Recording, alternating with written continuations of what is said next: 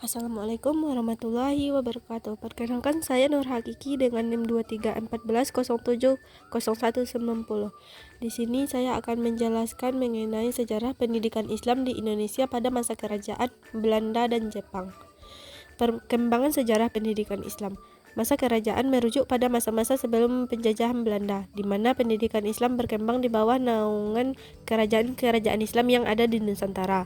Masa Belanda menggambarkan periode ketika Indonesia berada di bawah kekuasaan kolonial Belanda. Pada masa ini, kebijakan pendidikan Belanda terhadap pendidikan Islam mengalami pasang surut dan seringkali bersifat diskriminatif.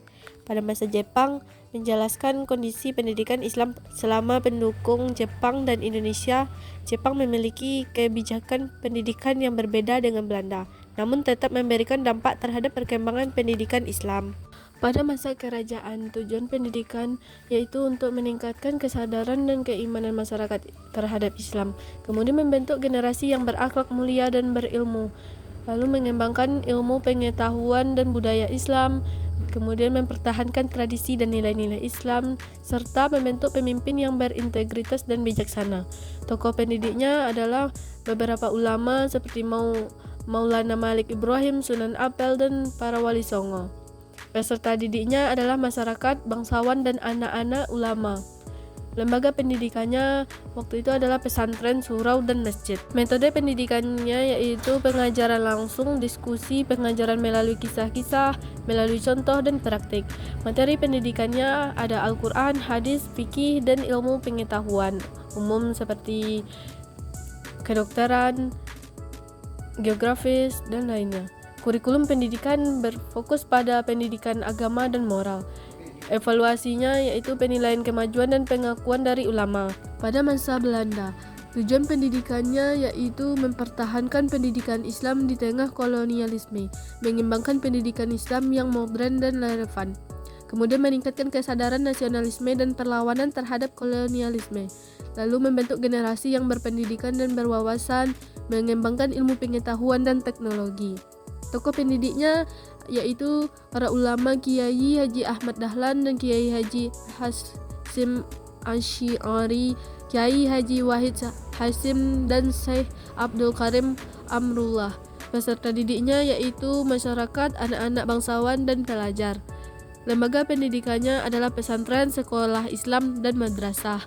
Metode pendidikannya yaitu pengajaran formal, diskusi, dan praktik. Materi pendidikannya adalah Al-Quran, hadis, fikih, ilmu pengetahuan, dan bahasa Belanda. Kurikulum pendidikannya yaitu fokus pada pendidikan agama, moral, dan pengetahuan umum.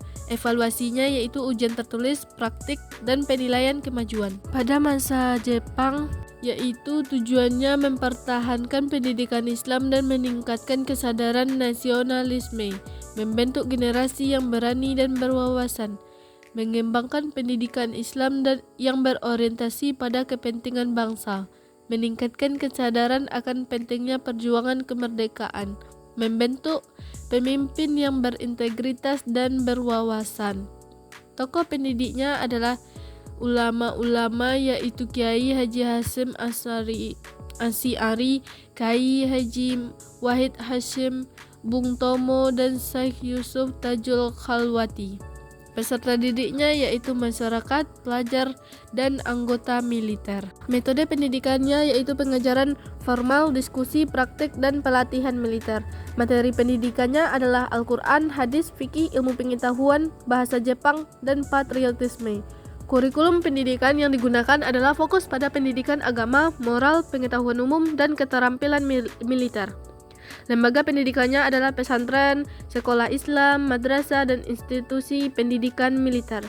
Evaluasinya yaitu ujian tertulis, praktik, penilaian kemajuan, dan pengakuan dari pemerintah. Jadi perbedaan pendidikan Islam di Indonesia pada masa kerajaan Belanda dan Jepang yaitu pada masa kerajaan pendidikan Islam sangat kental dengan budaya lokal dan bersifat informal. Sedangkan pada masa kolonial Belanda, pendidikan Islam dibatasi dan lebih menekankan pada pendidikan barat. Sedangkan pada masa penjajahan Jepang pula, pendidikan Islam dimanfaatkan untuk kepentingan perang dan mengalami penurunan kualitas.